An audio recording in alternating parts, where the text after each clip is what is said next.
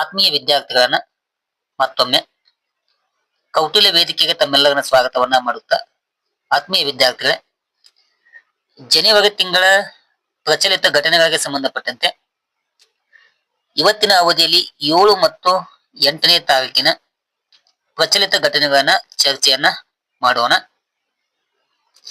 ವಿಡಿಯೋನ ಕೊನೆ ತನಕ ಸ್ಕಿಪ್ ಮಾಡದೆ ನೋಡಿ. ವಿಡಿಯೋ ಇಷ್ಟ ಆತಂದ್ರ ಲೈಕ್ ಮಾಡ್ರಿ. ಚಾನೆಲ್ ಅನ್ನ ಸಬ್ಸ್ಕ್ರೈಬ್ ಮಾಡದೆ ನೋಡುವಂತ ವಿದ್ಯಾರ್ಥಿಗಳು ಮತ್ತು ಸ್ಪರ್ಧಾ ಮಿತ್ರರು ಚಾನೆಲ್ ಅನ್ನ ಸಬ್ಸ್ಕ್ರೈಬ್ ಮಾಡ್ಕೋರಿ.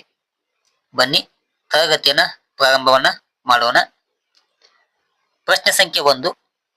ಭಾರತದ ಅತಿ ದೊಡ್ಡ ವೃತ್ತಾಕಾರದ ಕಲ್ಲಿನ ಚಕ್ರವ್ಯೂಹವನ್ನ ಇತ್ತೀಚೆಗೆ ಯಾವ ಒಂದು ರಾಜ್ಯದಲ್ಲಿ ಕಂಡು ಹಿಡಿಯಲಾಯಿತು ಎಂಬ ಪ್ರಶ್ನೆ ಇದೆ. ಅದಕ್ಕೆ ಸರಿಯಾದ ಉತ್ತರ ಕರ್ನಾಟಕದಲ್ಲಿ ಆ ಒಂದು ಕಲ್ಲಿನ ಚಕ್ರವ್ಯೂಹವನ್ನ ಪತ್ತೆಯನ್ನ ಹಚ್ಚಲಾಯಿತು. ಪ್ರಶ್ನೆ ಸಂಖ್ಯೆ 2. ಆಕಾಶ ನೆಕ್ ಸ್ಟೈ ಜನರೇಷನ್, ಆಕಾಶ್ NG ಅಂತ ಕರಿತೀವಿ, ಕ್ಷಿಪಣಿ ವ್ಯವಸ್ಥೆಯನ್ನ ಯಾವ ಸಂಸ್ಥೆಯು ಅಭಿವೃದ್ಧಿಯನ್ನ ಪಡಿಸಿದೆ? ಅದಕ್ಕೆ ಸರಿಯಾದ ಉತ್ತರ ಬಿ, ರಕ್ಷಣಾ ಸಂಶೋಧನೆ ಮತ್ತು ಅಭಿವೃದ್ಧಿ ಸಂಸ್ಥೆ ಈ ಒಂದು ಕ್ಷಿಪಣಿಯನ್ನ ಅಭಿವೃದ್ಧಿ ಪಡಿಸಿದೆ. ಪ್ರಶ್ನೆ ಸಂಖ್ಯೆ 3. ಕಾಲ್ಮರಿಯಾ ಮೆನೆಸ್ ಎಂಬುದು ಏನು? ಇದು ಒಂದು ಹೊಸ ಜಾತಿಯ ಹಾವು ಆಗಿದೆ. ಇದು ಪತ್ತೆ ಆಗಿದ್ದು ಮಿಜೋರಾಂ ಸ್ಟೇಟ್ ಒಳಗ ಪತ್ತೆ ಆಗಿದೆ. 4. ಜ್ಞಾನಗಂಗಾ ವನ್ಯಜೀವಿ ಅಭಯಾರಣ್ಯ ಯಾವ ರಾಜ್ಯದಲ್ಲಿ ಕಂಡು ಬರುತ್ತದೆ?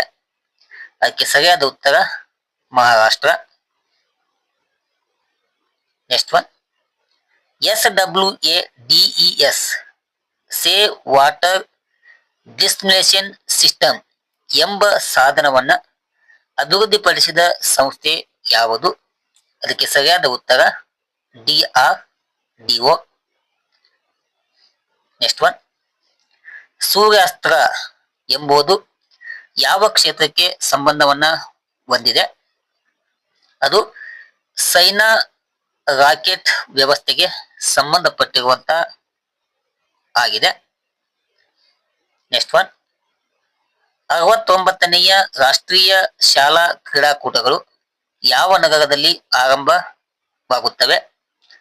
ಅದಕ್ಕೆ ಸರಿಯಾದ ಉತ್ತರ ಲೂಧಿಯಾನ ಅಂತೇಳಿ. ನೆಕ್ಸ್ಟ್ ಒನ್,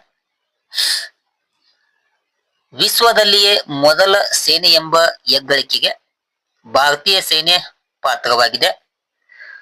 ಭಾರತೀಯ ಸೈನ್ಯದಲ್ಲಿರುವ ಫಿರಂಗಿಗಳಿಗೆ ರಾಮ್ ಜೇಟ್ ಚಾಲಿತ 155 mm ಫಿರಂಗಿ ಸೇಲ್ಗಳನ್ನ ಕಾರ್ಯಾಚರಣೆಗೆ ನಿಯೋಜಿಸಲು ರಕ್ಷಣಾ ಪಡೆ ಮುಂದಾಗಿದೆ. ಇದು ವಿಶ್ವದಲ್ಲಿ ಅನುಷ್ಠಾನಗೊಳಿಸಿದ ಮೊದಲ ಸೇನೆ ಎಂಬ ಹೆಗ್ಗಳಿಕೆಗೆ ಭಾರತ ಸೇನೆ ಹೆಸರಾಗುತ್ತದೆ. 9. ವಿಶ್ವದ ಅತಿ ದೊಡ್ಡ ಏಕಶಿಲಾ ಶಿವಲಿಂಗ ಪ್ರತಿಷ್ಠಾಪನೆ ಅದು ಎಲ್ಲಿ ಅಂತಂದ್ರ, ಶಿವಲಿಂಗವನ್ನ ಬಿಹಾರದ ಚಂಪಾರಣ್ಯ ಪ್ರದೇಶದಲ್ಲಿನ ವಿರಾಟ ರಾಮಾಯಣ ದೇವಾಲಯದಲ್ಲಿ ಪ್ರತಿಷ್ಠಾಪನೆ ಮಾಡುವುದಕ್ಕೆ ಸಿದ್ಧತೆಗಳು ನಡೆಯುತ್ತಿವೆ. ಇದನ್ನ ಜನವರಿ 17ರಂದು ಭವ್ಯ ಸಮಾರಂಭದಲ್ಲಿ ಈ ಶಿವಲಿಂಗವನ್ನ ಪ್ರತಿಷ್ಠಾಪನೆಯನ್ನ ಮಾಡಲಾಗ್ತದೆ. ಈ ಶಿವಲಿಂಗವು 33 ಅಡಿ ಎತ್ತರ ಇದ್ದು 210 ಮೆಟ್ರಿಕ್ ಟನ್ ತೂಕವನ್ನ ಒಳಗೊಂಡಿದೆ. ಇದು ವಿಶ್ವದ ಅತಿ ದೊಡ್ಡ ಶಿವಲಿಂಗ ಎಂಬ ಹೆಗ್ಗಳಿಕೆಗೆ ಪಾತ್ರ ಆಗುತ್ತದೆ. ನೆಕ್ಸ್ಟ್ ಒನ್, ರಾಜ್ಯ ಮಾನವ ಹಕ್ಕುಗಳ ಆಯೋಗದ ಅಧ್ಯಕ್ಷರು ಯಾರು? ಟಿ ಶ್ಯಾಮ್ ಭಟ್ ಅಂತೇಳಿ. 11. 2024 ಮತ್ತು 25ನೆಯ ಸಾಲಿನಲ್ಲಿ ತಲಾ ಆದಾಯದಲ್ಲಿ ದೇಶದಲ್ಲಿ ಮೊದಲ ಸ್ಥಾನವನ್ನ ಪಡೆದಿರುವ ರಾಜ್ಯ ಯಾವುದು? ಅದಕ್ಕೆ ಉತ್ತರ ಕರ್ನಾಟಕ. ಅದರ ತಲಾ ಆದಾಯ 2,04,605 ರೂಪಾಯಿ ತಲಾ ಆದಾಯವನ್ನ ಹೊಂದಿದೆ. 12. ಏಪ್ರಿಲ್ ಇಂದ ಹೊಸ ಆದಾಯ ತೆರಿಗೆ ಕಾನೂನನ್ನ ಅನುಷ್ಠಾನಕ್ಕೆ ತರಲಾಗ್ತದ. ಇಲ್ಲಿ ನೋಡ್ರಿ, ಏಪ್ರಿಲ್ 1, 2026ರಿಂದ ದೇಶದಲ್ಲಿ ಹೊಸ ಆದಾಯ ಕಾನೂನು ಪದ್ಧತಿಯನ್ನ ಅನುಷ್ಠಾನಕ್ಕೆ ತರಲಾಗ್ತದ. ಹೀಗಾಗಿ 1961 ಒಳಗಿದ್ದಂತ ಹಳೆಯ ಕಾನೂನನ್ನ ಬದಲಾವಣೆಯನ್ನ ಮಾಡಲಾಗ್ತದ. ಪ್ರಶ್ನೆ ಸಂಖ್ಯೆ 13. ಪರಿಸರವಾದಿ ಮಾಧವ್ ಗಾಡ್ಗಿಲ್ ಅವರು ನಿಧನವನ್ನ ಒಪ್ಪಿದ್ದಾರೆ. ಗಾಡ್ಗಿಲ್ ರವರು ಮೇ 24, 1942ರಂದು ಮಹಾರಾಷ್ಟ್ರದ ಪುಣೆಯಲ್ಲಿ ಜನನವನ್ನ ಹೊಂದಿದ್ದು, ಜನವರಿ 7, 2026 ತಮ್ಮ 83ನೆಯ ವಯಸ್ಸಿನಲ್ಲಿ ನಿಧನವನ್ನ ಹೊಂದಿದ್ದಾರೆ. ಈ ಗಾಡ್ಗಿಲ್ ವ್ಯಕ್ತಿಯು 1983ನೇ ಇಸ್ವಿಯೊಳಗ ಬೆಂಗಳೂರಿನ ಭಾರತೀಯ ವಿಜ್ಞಾನ ಸಂಸ್ಥೆಯಲ್ಲಿ ಪರಿಸರ ವಿಜ್ಞಾನ ಕೇಂದ್ರವನ್ನ ಸ್ಥಾಪನೆಯನ್ನ ಮಾಡಿದ್ದು ಹಾಗೂ ಭಾರತ ಸರ್ಕಾರ 2010 ಇಸ್ವಿಯೊಳಗ ಪಶ್ಚಿಮ ಘಟ್ಟಗಳ ಪರಿಸರ ತಜ್ಞರ ಸಮಿತಿಯನ್ನ ನೇಮಕವನ್ನ ಮಾಡಲಾಗಿತ್ತು. ಆ ಒಂದು ಸಮಿತಿಗೆ ಅಧ್ಯಕ್ಷೀಯ ಸ್ಥಾನವನ್ನ ಮಾಧವ್ ಗಾಡ್ಗಿಲ್ ಅವರು ವಹಿಸಿಕೊಂಡಿದ್ದರು. ಹೀಗಾಗಿ ಆ ವರದಿಯನ್ನ ಗಾಡ್ಗಿಲ್ ವರದಿ ಎಂದು ಕರೆಯಲಾಗುತ್ತಿತ್ತು.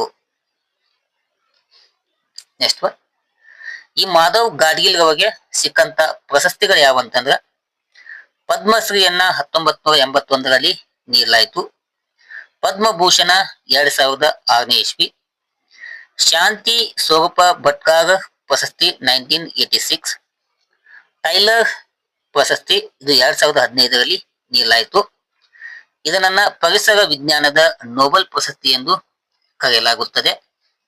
1983 ಒಳಗ ಕರ್ನಾಟಕ ರಾಜ್ಯೋತ್ಸವ ಪ್ರಶಸ್ತಿಯನ್ನ ಗಾಡ್ಗಿಲ್ ರವರಿಗೆ ನೀಡಲಾಯಿತು. ಇಲ್ಲಿ ಒಂದಲ್ಲ ಒಂದು ಪ್ರಶ್ನೆಯನ್ನ ಕೇಳಬಹುದು, ಸೂಕ್ಷ್ಮವಾಗಿ ಅಧ್ಯಯನವನ್ನ ಮಾಡಿ.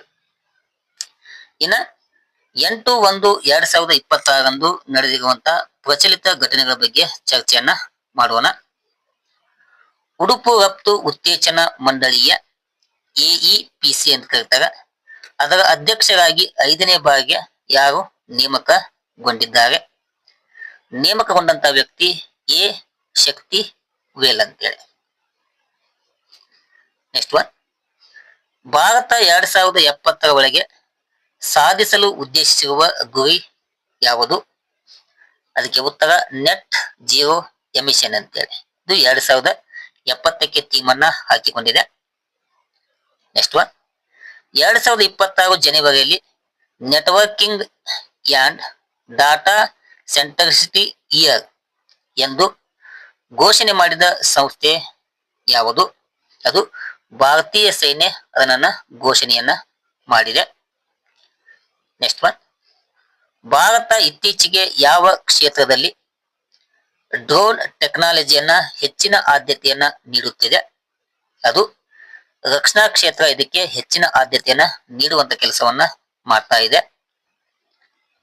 5, ಭಾರತದ ಆರ್ಥಿಕ ಪ್ರಗತಿ ವಿಶ್ವದಲ್ಲಿ ಅತಿ ವೇಗವಾಗಿ ಬೆಳವಣಿಗೆಯನ್ನ ಹೊಂದುತ್ತಿದೆ. ಹೇಗೆಂತಂದ್ರ 2025-26ನೇ ಸಾಲಿನೊಳಗ ಭಾರತದ GDP ಬೆಳವಣಿಗೆ 7.4 ಬೆಳವಣಿಗೆ ಸಾಧಿಸುವ ಸಂಭವ ಇದೆ. ಆದ್ರೆ ಕೇಂದ್ರ ಸರ್ಕಾರ 6.8 ಎಂದು ಅಂದಾಜನ್ನ ಅಥವಾ ನಿರೀಕ್ಷೆಯನ್ನ ಮಾಡಿಕೊಂಡಿತ್ತು. ಈಗ 6.8ಕ್ಕಿಂತ ಹೆಚ್ಚಿನ ಒಂದು ಬೆಳವಣಿಗೆಯನ್ನ ಸಾಧಿಸುವಂತ ದೇಶವಾಗಿ ಭಾರತ ಹೊರಹೊಮ್ಮಿದೆ. 6th ಒನ್, ಕೇಂದ್ರ ಬಜೆಟ್ ಈ ಸಲ ಭಾನುವಾರ ಮಂಡನೆ ಆಗುತ್ತದೆ. ಇದು ಕೂಡ ಒಂದು ಇತಿಹಾಸ. 2027ರಿಂದಲೂ ಫೆಬ್ರವರಿ 1ರಂದೇ ಕೇಂದ್ರ ಸರ್ಕಾರ ಬಜೆಟ್ ಅನ್ನ ಮಂಡಿಸಲಾಗುತ್ತಿದೆ. ಈ ಸಲ ಈ ಫೆಬ್ರವರಿ 1 ಇದೆಯಲ್ಲ, ಅದು ಭಾನುವಾರ ಬಂದಿದೆ. ಅಂದ್ರೆ ರಜೆ ಇರತ್ತಲ್ಲ, ಆ ರಜೆ ಇದ್ದು ಕೂಡ ಭಾನುವಾರದಂದು ಬಜೆಟ್ ಮಂಡನೆಯಾಗುತ್ತಿರುವುದು ದೇಶದ ಸಂಸದೀಯ ಇತಿಹಾಸದಲ್ಲಿ ಇದು 2ನೆಯ ಬಾರಿ.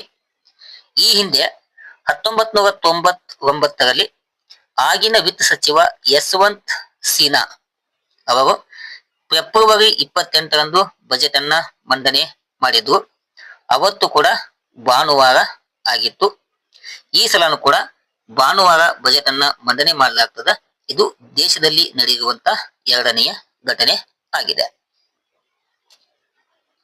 7th ಒನ್, ಮೊಬೈಲ್ ನಲ್ಲಿಯೇ ಸ್ಮಾರಕವನ್ನ ದರ್ಶನವನ್ನ ಮಾಡಬಹುದು ಅಂತ ಒಂದು ಆ್ಯಪ್ ಅನ್ನ ಸಂಶೋಧನೆ ಮಾಡಲಾಗಿದೆ. ಆ ಆ್ಯಪ್ ಅಂತಂದ್ರ ಡಿಜಿ ಟೂರ್ ಅಂತೇಳಿ.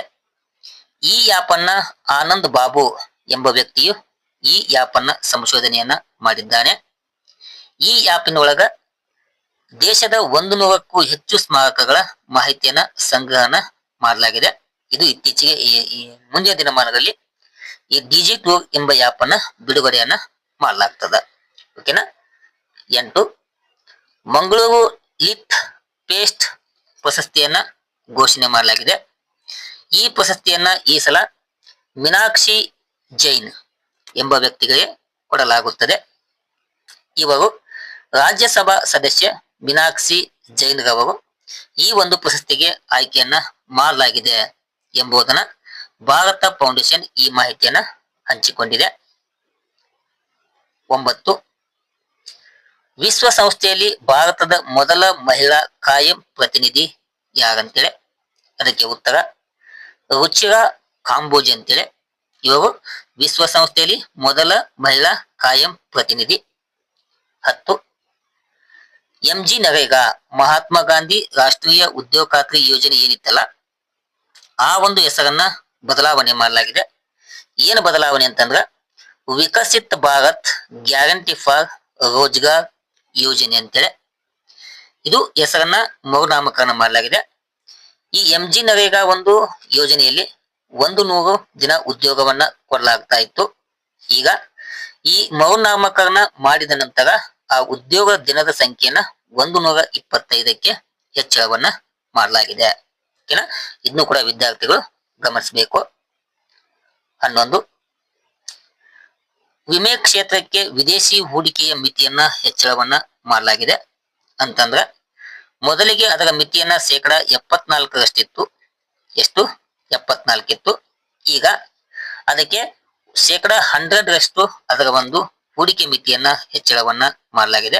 ಅದು ವಿದೇಶಿ ನೇರ ಹೂಡಿಕೆ ಮಿತಿಯನ್ನ ಹೆಚ್ಚಳವನ್ನ ಮಾಡಲಾಗಿದೆ. ಇದನ್ನ ಸಬ್ಕಾ ಬಿಮಾ ಸಬ್ಕಿ ರಕ್ಷಾ ಕಾಯ್ದೆಯ ಅಡಿಯಲ್ಲಿ ಈ ಒಂದು ಹೂಡಿಕೆ ಮಿತಿಯನ್ನ ಹೆಚ್ಚಳವನ್ನ ಮಾಡಲಾಗಿದೆ. 12 WPL 4ನೇ ಆವೃತ್ತಿ ಆರಂಭ ಆಗ್ತದ ನಾಳೆಯಿಂದ. ಎಷ್ಟು? ನಾಳೆಯಿಂದ ಆರಂಭ ಆಗ್ತದ. WP ಅಂತಂದ್ರ ವುಮನ್ ಪ್ರೀಮಿಯಂ ಲೀಗ್ ಅಂತೇಳಿ. ಮಹಿಳಾ ನಾವೇನ ಗಣಮಕ್ಕಳ IPL ಮಾಡ್ತೀವಲ್ಲ ಅಥವಾ ಹೆಣ್ಣು ಮಕ್ಕಳ IPL ನ ನಮ್ಮ ಭಾರತದ BCCI ಸಂಸ್ಥೆ ನಡೆಸುತ್ತದೆ. ಈ ಒಂದು ಸಂಸ್ಥೆಯಲ್ಲಿ 5 ತಂಡಗಳು ಭಾಗಿಯಾಗುತ್ತವೆ. ಎಷ್ಟು ತಂಡ? 5 ತಂಡಗಳು. ಒಂದು RCB ಮತ್ತು Mumbai Indians, UP warriors, Delhi capital ಮತ್ತು ಗುಜರಾತ್ ಜೈಂಟ್ಸ್. ಇದು WPL ನ 4ನೆಯ ಆವೃತ್ತಿ ಆಗಿದೆ. ನೆಕ್ಸ್ಟ್ ಒನ್, ಭೂಮಿಯ ಆವರ್ತನ ದಿನವನ್ನ ಯಾವಾಗ ಆಚರಣೆ ಮಾಡಲಾಗ್ತದೆ? ಜನವರಿ 8. 2021ರ ಜನಗಣತಿಯ ಮೊದಲ ಹಂತವನ್ನ 2027 ಏಪ್ರಿಲ್ 1ರಿಂದ ಸೆಪ್ಟೆಂಬರ್ 30ರವರೆಗೆ ಇಂಡಿಯಾದೊಳಗ ಮಾಡಲಾಗ್ತದ. ಇದನ್ನು ಕೂಡ ಗಮನಿಸಬೇಕು.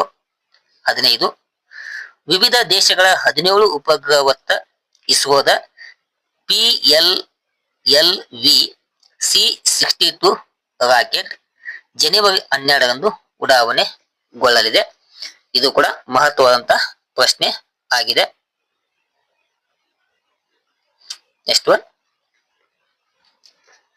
ಬೆಡತಿ ವರ್ಧಾ ನದಿ ಜೋಡಣೆ ಯೋಜನೆಗೆ ರಾಜ್ಯ ಸರ್ಕಾರ DPRಗೆ ಅನುಮತಿ ನೀಡಿದೆ. ಇದಕ್ಕೂ ಕೂಡ ಕೇಂದ್ರ ಸರ್ಕಾರ ಒಪ್ಪಿಗೆಯನ್ನ ಸೂಚಿಸಿದೆ. ಹೀಗಾಗಿ ಈ ಬೆಡತಿ ಮತ್ತು ವರ್ಧಾ ನದಿ ಜೋಡಣೆಯಿಂದಾಗಿ ಹಾವೇರಿ ಡಿಸ್ಟಿಕ್ ಏನಿದೆಯಲ್ಲ ಆ ಜಿಲ್ಲೆ ಅಭಿವೃದ್ಧಿಗೊಳ್ಳುವ ಒಂದು ನಿರೀಕ್ಷೆಯನ್ನ ಇಟ್ಟುಕೊಳ್ಳಲಾಗಿದೆ. ಈ ಒಂದು ನದಿ ಜೋಡಣೆ ಯೋಜನೆಗೆ ಇದು 1994ರಲ್ಲಿ ರೂಪಿತವಾದಂತ ಒಂದು ಯೋಜನೆ ಆಗಿತ್ತು.